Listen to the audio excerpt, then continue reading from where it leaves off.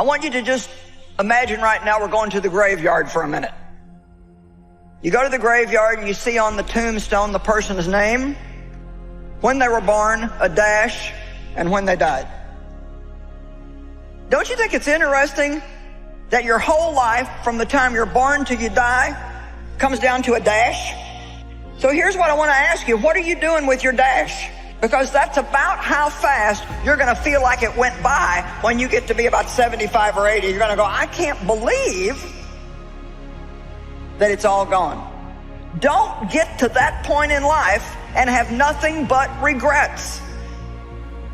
You know, the dash really, when it gets right down to it, that's it.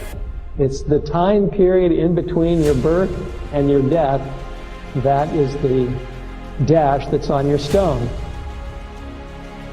What we do with the dash on our stone is what counts. Life goes by so fast. None of us knows how long we have left. None of us. Every hour that we use is one we will never get back. So we don't want to waste them.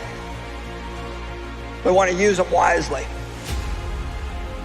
Time is just too valuable to waste. I wonder how many people at the end of their life feel that they have truly lived the life that they were meant to live or wanted to live. God can do so many great things through us if we'll take steps of faith. If you don't like the way your life is going, you're the only one that can change it. 24 hours a day, 7 days a week. That's all you're going to get. Isn't it amazing that some people do so much with their life and other people do so pitifully little with their life? We can't blame it on circumstances. We are the ones who need to rise up and begin to live the life on purpose that God wants us to live, and stop just blaming everything that's going on around us, from how we were raised to the government to this to that to something else. Time is too valuable to waste. And if you don't believe that now, you just wait till you get somewhere up in the 60s or 70s and see if you don't think that time is valuable. And you want to use your time that you've got for that during that little dash of your life to get to know God and to help other people. That's what life is about. Life is not primarily about making money.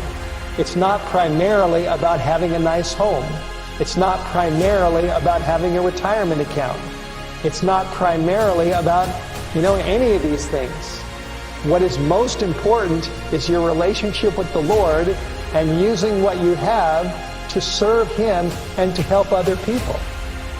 That's really what counts. And when you get down to the very end, if you can look back on your life and if you can know that that's the life that you've lived, then I tell you, you'll be a whole lot better off than if you look back and have all kinds of regrets.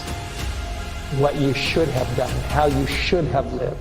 The life that you could have lived but didn't live. What's going to fill your heart is going to be God. You need God in your life. And I tell you, if I die before Jesus comes, I should be so blessed to have a strong faith in God, to be able to look back and know that I've lived for Jesus, that I've lived my dash in a way that pleases Him. See, it's very important to make decisions now that are going to make things right when all this is over. And it will be over. Jesus is coming soon.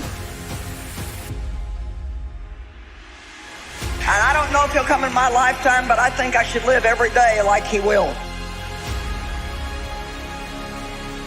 Psalm 90, verse 12. So teach us to number our days, that we may get a heart of wisdom. David talked about this a lot in the Psalms. In Psalm 39, verses 4 and 5, he says, Lord, make me to know my end and to appreciate the measure of my days. what it is. Let me know and realize how frail I am and how transient is my stay here. We want to live smart. Don't get so caught up in the busyness of everyday life that you forget that this is not your true home.